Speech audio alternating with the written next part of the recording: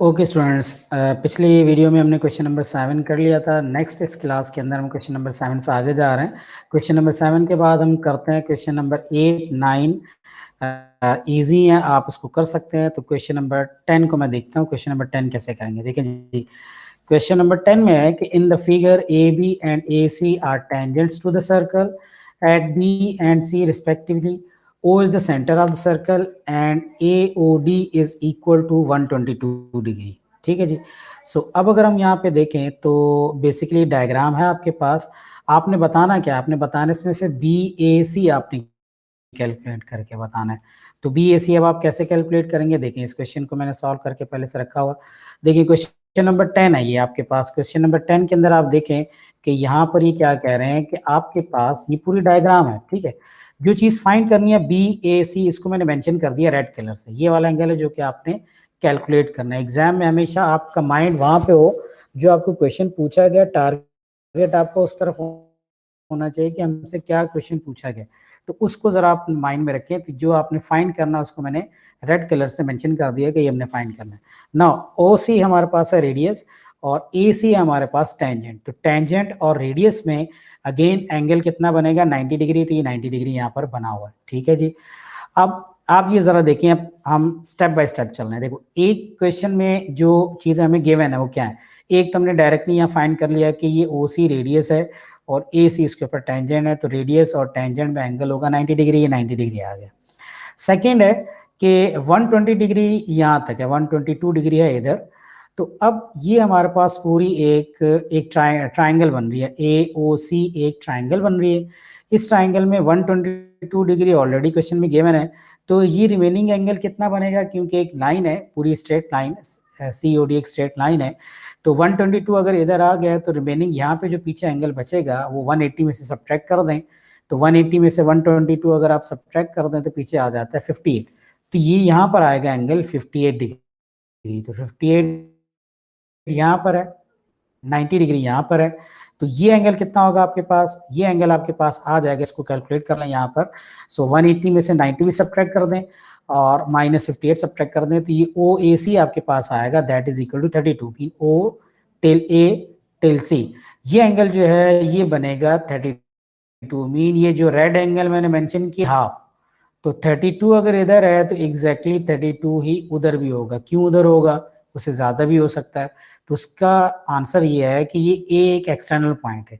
इस एक्सरसाइज के स्टार्ट होने से पहले जो आपने प्रॉपर्टी पढ़ी थी वो यही प्रॉपर्टी है कि एक्सटर्नल पॉइंट्स अगर दो टेंजेंट जाएं, AC एक टेंजेंट आया और AB दूसरा टेंजेंट आया, तो उन टेंजेंट्स ने जहाँ पे सर्कल को टच किया C पे, वहां से आपने रेडियस बनाया, B पे वहां से आपने रेडियस बनाया और फिर उसी एक्सटर्नल पॉइंट से एक लाइन आप सर्कल के सेंटर तक ले जाते हैं। तो दो ट्रायंगल्स जो बनती हैं ऊपर नीचे की, ये दोनों ट्रायंगल्स कॉन्ग्रुएंट ट्रायंगल कहलाती है। इसमें कॉरस्पॉन्डिंग साइड्स के इक्वल है और कॉरस्पॉन्डिंग एंगल्स के इक्वल है।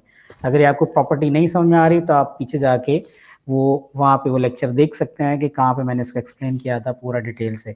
तो ये अगर एंगल आपके पास 32 है तो ये वाला एंगल भी आपके पास 32 हो जाएगा। ठीक है जी। सो 32 into 32 becomes 64।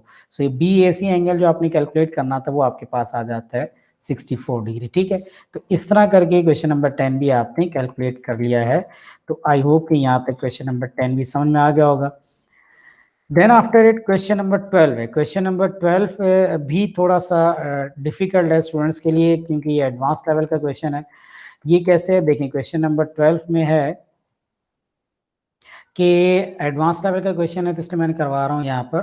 To concentric circles वो होते हैं जिनका सेंटर सेम होता है, एक ही सेंटर होता है लेकिन सर्कल दो डिफरेंट रेडियस के बनते हैं, एक छोटा एक बड़ा, लेकिन उनका सेंटर सेम ही। Have radii 12 centimetre and 25.5 centimetre. इनका रेडियाई 12 सेंटीमीटर है और 25.5 है। Tangent to the inner circle cuts the outer circle at the point H and K। Inner circle पे एक टेंजेंट है, वो इनर सर्कल का जो टेंजेंट है वो आउटर सर्कल को भी टच करता है। तो इनर को तो H पे टच करता है और आउटर को वो K पे टच करता है। तो इसकी डायग्राम क्या बनेगी, इसकी डायग्राम ऐसे बनेगी। ये सर्कल है, दो कॉन्सेंट्रिक है, एक ही सर्कल का सेंटर है O, उस सेंटर से एक रेडियस, स्मॉलर सर्कल का रेडियस है 12 और एक ये लार्जर सर्कल है, ठीक है, सेंटर इसका भी वही है। लार्जर सर्कल का जो रेडियस है दैट इज 25.5, स्मॉलर सर्कल का रेडियस है 12 सेंटीमीटर। तो अब ये 12 सेंटीमीटर है और एक टेंजेंट है, ये टेंजेंट सर्कल को, इनर सर्कल को टच करता हुआ गुजर के जा रहा है, यहाँ पर इनर सर्कल को टच करता हुआ जा रहा है, मीन टेंजेंट है इसके ऊपर। तो ये इनर सर्कल को तो खाली पॉइंट एल पे टच करता है, लेकिन इसने इनर सर्कल को एल पे टच किया, लेकिन आउटर सर्कल को ये एच पे टच कर रहा है, ठीक है ना, क्योंकि इनर सर्कल को तो इसने एक ही पॉइंट पे टच किया, लेकिन आउटर सर्कल को ये एच पे टच कर रहा है और के पे टच कर रहा है, ठीक है जी। तो अब आपसे क्वेश्चन ये पूछा जा रहा है कि आपने एच के की लेंथ फाइंड करनी। अब सबसे पहला का तो इसकी डायग्राम बनाना था, डायग्राम बना दी मैंने।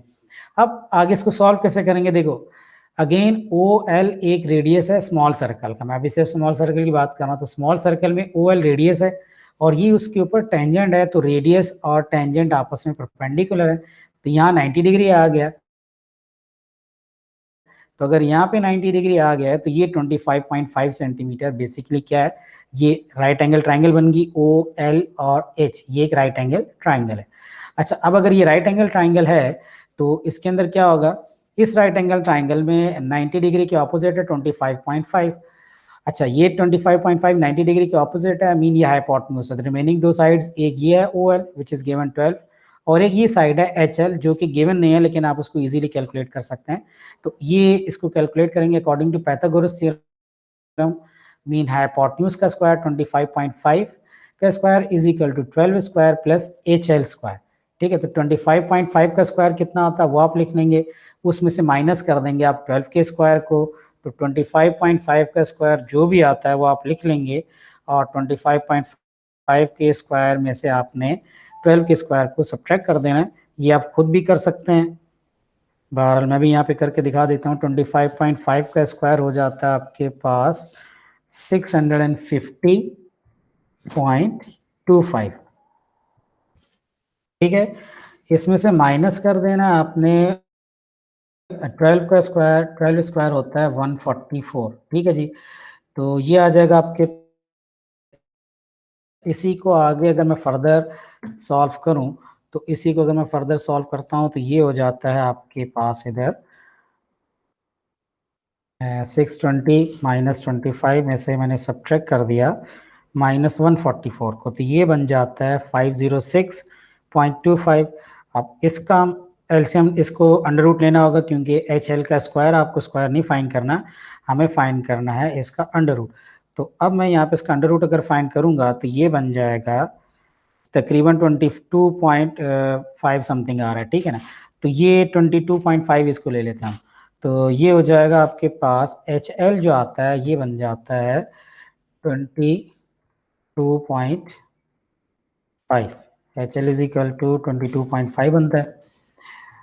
अच्छा, अगर ये एच एल 22.5, अगर एच एल 22.5 है तो एल के भी उतना ही होगा। क्यों एल के उतना होगा, क्योंकि ओ टिल एच है, जितना ओ टिल एच रेडियस है वो एच है लार्जर सर्कल का रेडियस। सो इसी तरह ओ से अगर आप के पे चले जाएं तो ये भी रेडियस ही होगा लार्जर सर्कल का, जिस तरह ये 25.5 है तो ओ के भी 25.5 होगा, ठीक है ना। तो अब ओ के 25.5 है, ये 12 है, एक अगेन फिर 25.5 है, तो एल के जो होगा ये भी उतना ही आएगा 22.5।